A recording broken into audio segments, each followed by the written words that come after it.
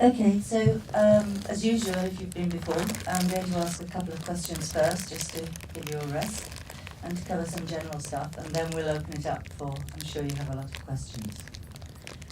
So Moritz, 3 directors, you, Estephan, and Abou. Abou. Can you tell us, first of all, how you found him, and secondly, how you proceeded to work together? Maybe I start half a year before we actually started the shooting process.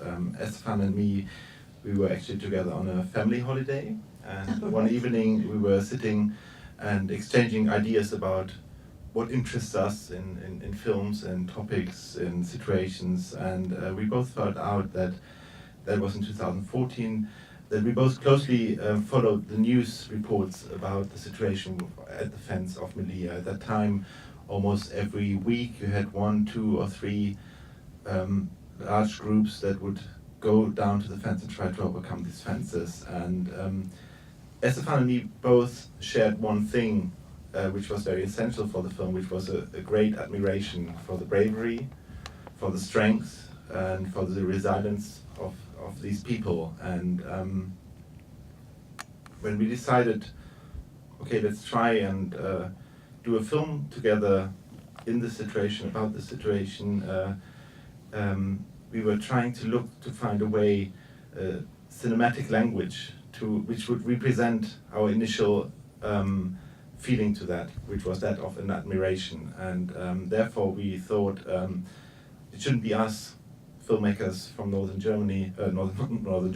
Europe, to go there and make a film about them, but we wanted to try and start a process which has a more of a collaborative side to it.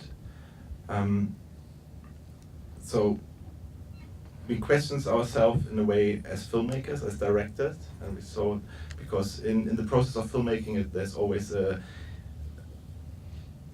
relation of power in the one who has the camera, the one who stands behind the camera, the one who decides what to film, when to stop filming. And this power of the process of filmmaking we kind of wanted to share with the communities who were on the Mount Guru. Then the question was, how do we find somebody? So the initial thought was, okay, we give a camera to one of these people from the community, persons from the community, and how do we find it? And through our research, we came across a journalist in Melilla, a Spanish man, Jesus Blasco, who had been working as a journalist, photographer for the last 10 years with the communities on Mount Guru, and who knew very well, because we thought, yes, we knew we could cross the border from Melilla to the Moroccan side, walk on the mountain, but then we would be standing in the camp with 500 to 1,500 people, and how do you make it? How do you choose a character? How do you choose a collaborator in such a situation? So we thought we need somebody who introduces us to the community there, and so we contacted this journalist from Melilla, Jesus, and explained what we are trying to do, and said, we're going to send you 2 cameras, and you will pick 2 persons you think that are right to start with. And we didn't know if we're going to stick throughout the whole process with these persons, or if through this initial passing the camera to 2 persons, maybe we would then come there and then see how it goes, and maybe then, having been there for a couple of times, maybe then change to other persons. Or we didn't also know in the beginning if it's going to be a film about 1 person or if it's going to be a film about several persons. So we sent down the cameras, and a week later it was my first trip to Melilla, and I met Abou, which was chosen by Jesus. Mm-hmm. Abou and Baba, actually 2 persons got a camera. Really cheap cameras, they were €50 photo cameras that had a video function. Whoa. And because we didn't have any funding, and also we didn't know if this experiment would lead to anything, if it would lead to a film or something. And I met Baba and Abou, and it turned out to be a great choice, which we later realized. Maybe I can add, with the cameras we gave a piece of paper where we kind of set up a list of scenes that we thought from our research, not having been at the place, would be interesting to film. And also scenes or maybe exercises with the camera that would train them a little bit on their own I was going to ask that. to film. The good thing was that with Abou, we noticed that he read this little paper and to a great deal ignored it. Because if he would have filmed the scenes which we listed on this little paper, he would have been a badly educated and badly paid camera person. And what we were aiming for was to find somebody or to get material that represents a certain point of view, which is not our point of view, not the point of view of us filmmakers who care for these people or something, but it should come out of the community on the mountain. And this is very difficult to put on a piece of paper. You know, what instructions do you give to somebody to say, you know, it should be your point of view? And from the material which Abou filmed, we saw a couple of things. One thing was that he was filming a lot, which was great, because filming a lot meant also he made a lot of mixed takes, but also he produced many good things to work on with, to go on working with. Whereas, for example, the other person, Baba, he didn't film so much. He was probably more interested in that income side of it, which came along with the camera. But with Abou, very soon we could realize, through his trying to play in a way with that camera, I mean, I don't know if people here have experienced that themselves, but I have had that same experience when I started with photography and later with video. You do start to look different at the world when you look through a screen or through a viewfinder at the world. And that is a process that we could see in the material we felt with Abou, and that was a great gift. And he talks about it in the film. There's a scene where he's filming Melilla, and he says behind the lens exactly that. Yes. He also says that he didn't sell the camera because you paid him. Yeah. This voiceover, it comes not from interviews. It's not that we did an interview with him and then we put pieces of that interview over the voiceover, but it was a written voiceover, which we developed together with Abou. And the way we approached it, that after he had crossed the fences, after he had been to Melilla and then later on in Madrid and then later on in Germany, where he's right now, I conducted several interviews, or rather conversations, I would call it, with him, where we recorded only on a sound level the material, where we talked about his journey, his expectations which he had when he arrived in the mountain, how his point of view was, how Europe deals with the situation in Melilla and its outer borders, and from that we constructed a voiceover together with him. And so I asked him these questions: what did it mean to you, you know, all of a sudden having this camera in this situation? And there was one thing that Abou said, and which I thought was extremely powerful, that he said, you know, through this camera he got the possibility to tell us in Europe, but also at home to the people from where he comes from Mali, that they exist, that he exists, because this is a document that will last, even when, you know, his story is long time gone, and maybe, but therefore not be forgotten, because he created a document, and that shows his existence. Extraordinary. Okay, so on a practical level, so you have a lot of footage. How much did he shoot altogether? Luckily, not that much. In my last project, I had to deal with 120 hours of film, and here we had to deal with 40 hours, which is comparatively not too much. The filming went over a course of around 4 months. And did you go to film as well? I had some questions about which scenes you filmed. No, we didn't film any scenes. No. So what happened after I had my first contact with Abou and Baba, either Estephan or me or the two of us together would travel every 3 to 4 weeks down to Melilla, and then for us with our passports it's very easy. You know, you go to the border, cross the border, and then you take a taxi. We had a taxi driver which would bring us up to the mountain, and from there we had to hike a little bit and then would be in the camp. And it was a very interesting process, because us visiting Abou there was something that you usually would do before you start a documentary, because it had much more to do about building up a relationship, that he understands who we are, that we understand who he is, which is usually what you do before you start shooting. So we didn't talk too much about what he was shooting, but it was really trying to build up a relationship and trying to make clear what all of us want. And in the meantime, so on our visits, we would collect material, memory cards, and bring back, or the journalist, which I mentioned initially, he would frequently be on the mountain and collect material from Abou and send it via internet to us. And So when they climb over the fence in the end, you're not shooting that scene? no, it was not us shooting, but it was the journalist shooting. Okay. And the reason for it, because we have had this question a couple of times, he didn't know Abou was jumping that day. But his job as a journalist, photographer, is when in the morning, 5 o'clock, he lies in bed and hears the helicopter flying over Melilla. He knows something is happening at the fence. So he goes up, takes his gear, and either goes to the fence or goes to this immigrant refugees center where the people run to. Yeah. And this day he chose to go to the immigrant center, and then the people arrive who has climbed the jump, and then Abou comes. So he didn't know he was coming, because they would never tell even him, who had been for many years been with them, and they had a great relation of trust to each other, but they were too much afraid that it would leak out this information that a jump is planned or something.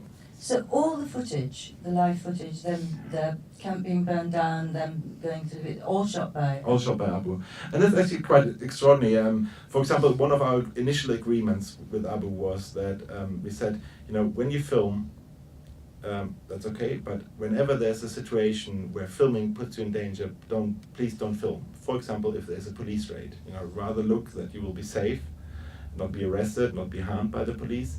But Abou, disregarded this advice from our side and said he wanted to document that. There were so many police raids he filmed, because that was something he felt was really important for him to document. I have loads more questions, but honestly I've only got one more. So how was the split between you and Estephan? Did he mostly edit and you direct, or was Abou involved in the construction of the film? For financial reasons, we didn't have the money to pay an editor. Right. So Estephan, who luckily is a trained editor, he edited it, and but for him it was different, for both of us, because usually when you do a film, you film yourself. You're doing when you shoot it, and you come to the edit room with an imagination already of the material which you gathered, how it could become a film, and then the editor is the one who brings you down to reality and says, okay, but the material says this and that, maybe not what you have imagined. And both of us, Abou, Estephan and me, had in this case the situation, because we were not there when it was shot. So we both kind of received it only after it had been shot. And therefore, for Estephan, who is also the director of the film, it was able to edit this film. And so he was doing the edit in Copenhagen, and we did a clone of the editing machine. So I had one clone in Berlin, where I live, and so our day started with putting up Skype, and then we would probably spend 5 to 7 hours a day on Skype, talking all the time and sending forth and back project files of the edit. So with 2 minutes difference, I could have the edit that Estephan did in Copenhagen. That was a moment where Abou couldn't participate for logistical and financial reasons, because when we started editing, he was still living in Madrid, and then later he would come to Germany, but started his asylum process, which meant that in the first 5 months he would live in 5 different asylum seeker homes, which you have to imagine are houses where up to 300, 400 people maybe live together. They don't usually offer a great internet connection or something, so he couldn't participate. So we would from time to time send him cuts and talk with him. We would send him scenes, also language-wise. Sometimes we had translators who translated for us the material, but also still there were sometimes open questions. We would send a scene to Abou and talk with him about it, and he would give us feedback. The more intense collaboration, as I mentioned earlier, was on the side of the voiceover, where really Abou and me, because Estephan was editing at the time, from the conversations which we recorded, and also Abou wrote down his journey, 100 pages, handwritten diary, and he shared that with us, and from that we selected points of interest that we thought are interesting for the film, then maybe me would condense certain things, send it over to Abou, he would put it in the words, he would say it, send it back to me, and so it was a bit of a ping pong. And so Abou would often record lines of voiceover in his mobile phone and send it by the mobile phone to me. We do a couple of rounds of that, and then when we were happy, we would send it to Estephan and he put it on the edit. Extraordinary. And when did the surveillance material enter the structure? When we finished shooting, we were clear, or we knew that there would be a gap in the material, and the gap was the scenes on the fence itself, because there was also a clear understanding that it's impossible for Abou to film there, and he didn't. He said, if I would have gone down with the camera filming while there was an attempt to overcome these fences, I would be an obvious target for the police, and I would at least be very heavily harmed. And so he didn't film. So we thought we want to fill this gap of our material, and what Estephan and me did, we consulted YouTube and looked what material there is, and you will find a lot of material shot by journalists or activists of the jumps, but also we found this surveillance camera material, which was published by the Ministry of Interior Affairs from the Spanish side, or the Guardia Civil, which is the police force which takes also care of the borders, to media who then put it on YouTube. And we were very fascinated by the material, and when editing, we used the material.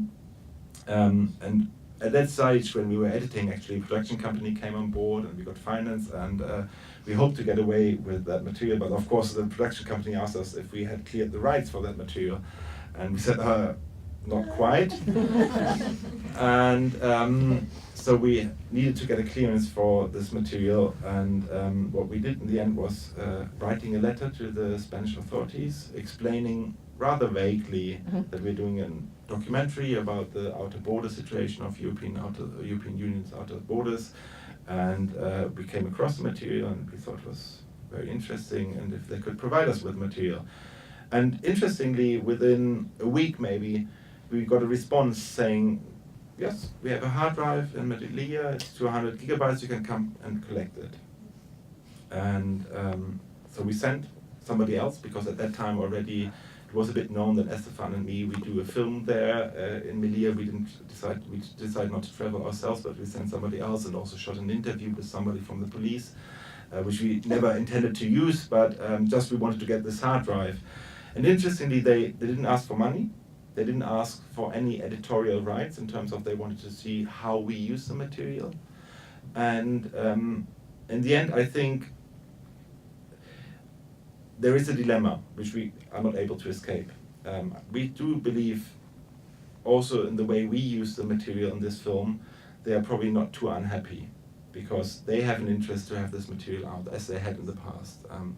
They issued the material because they want to show that there's a problem which has to be taken care of. I mean, this is my assumption. I don't know, but that's what I truly think.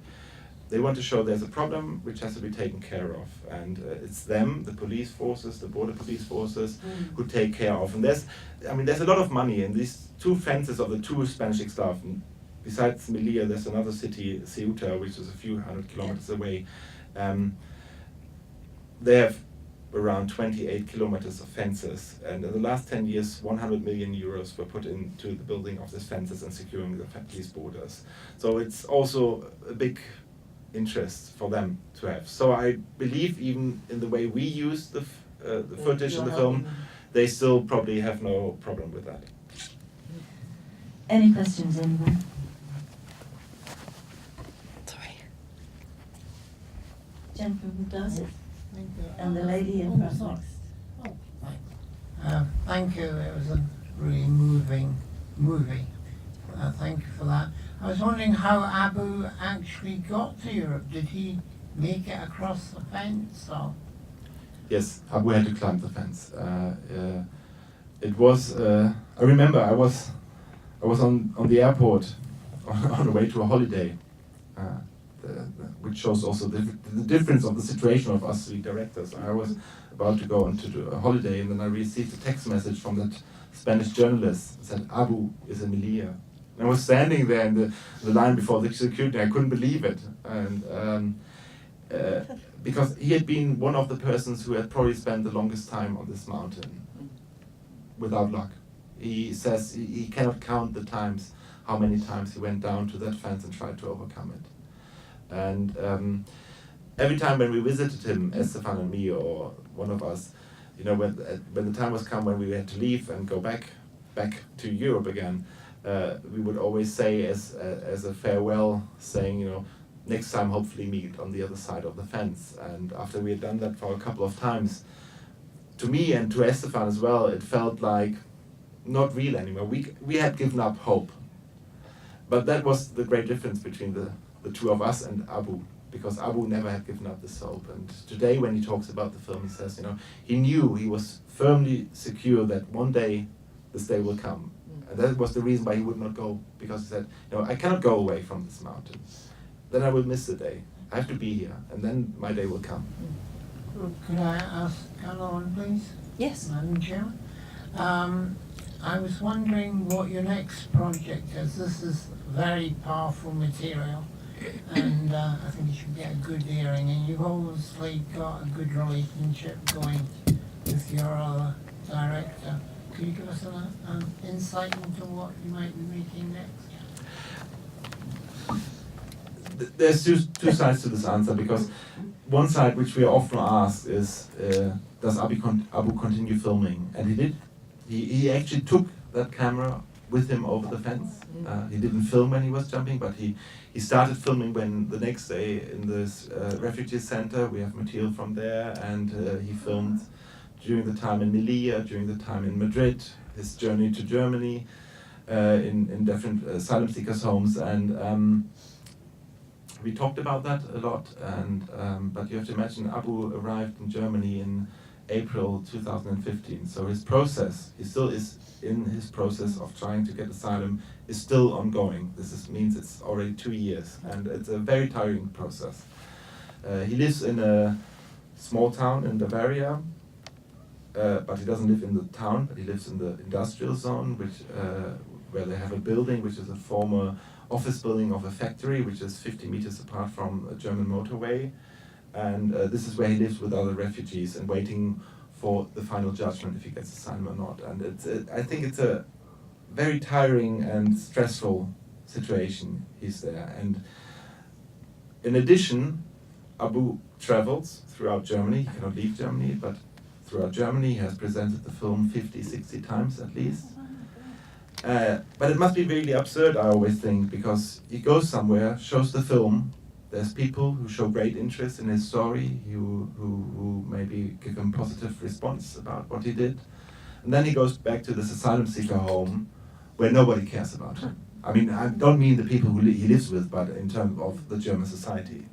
You know, he's one of these, the numbers we talk about in my country of the 800,000, 900,000, whatever, asylum seekers, and they're left there just to wait. So you can see also that affected his filming, you know, because it is difficult in this situation to keep up your spirits. He, just an aside, we've got time for one more question and we'll come to you, I promise. He's in a way a little like Ahmad in 5 Broken Cameras, because he's got a natural ability to film. Maybe he should make his own film next time. But in a way, your film, 5 Broken Cameras, Return to Homes, and White Helmets, and Last Man Aleppo, they're almost like a new genre, thanks to the technology, where how do you film migrants? How do you film these issues? Well, you give the camera. And I'll always remember that 30 years ago that was considered anathema to take that material and then you edit it. But you've actually, in that genre of films, made some of the most powerful films of the last 5 or 6 years, actually. Just one more question. It was answered. Oh, it was answered. Right, we'll have one here then. Okay. Thank you. It was a very evocative film, but it was a very descriptive film. There wasn't any explanation of why they were making this dangerous journey. Was that deliberate? Yes, it was actually deliberate. It would have been easy to tell much more of Abou's personal story. I mean, although there's a voiceover by Abou, you don't learn too much about him. You get to learn him through the camera, the way he films, and you get a feeling for him, but you don't really know of his background. You know he comes from Mali, he has a brother, and that's it, more or less. And we did choose to do that because we didn't want to focus on one single person, because we thought the whole community on this mountain and further on, all these many people who try to find a better luck on the other side of our borders, or who also think that they have a right to come here and find a better luck, they should all be represented in that film. So it shouldn't be only his story. That's He what I kind meant, of is part of a bigger community. That's what I meant. I didn't mean his story, but I meant the reason that all these people are risking their lives. There wasn't really any. It was ahistorical in a way. There's no analysis of why, colonialism, slavery, and all that. He gives one short explanation, which Yeah. Abou did, Yeah, which very is linked to the colonial past of his country, and that was something he felt very strong about, and that is interesting. I come from Germany, and we consider ourselves as a country which never had colonies, which is not true, but we forgot about them. But I realized, working with Abou and spending also now, since the film is released, a lot of time with Abou and presenting film, for him this is something very present. Although he's too young to have lived in the colonial times, but still him, this colonial past is something very present for him, and that also is a thing that he takes into consideration about how he sees the world. And this leading to a previous question about my film, this is why, for example, I now start a project about German colonial history, the past, and linked together with how we deal with African migration today. I'm very sorry, folks, we're going to have to stop. I could ask, I've got quite a lot more questions to ask, but we can't do that. Moritz and Estephan, thank you so much. It was really amazing. Thank you very much. Thank you very much.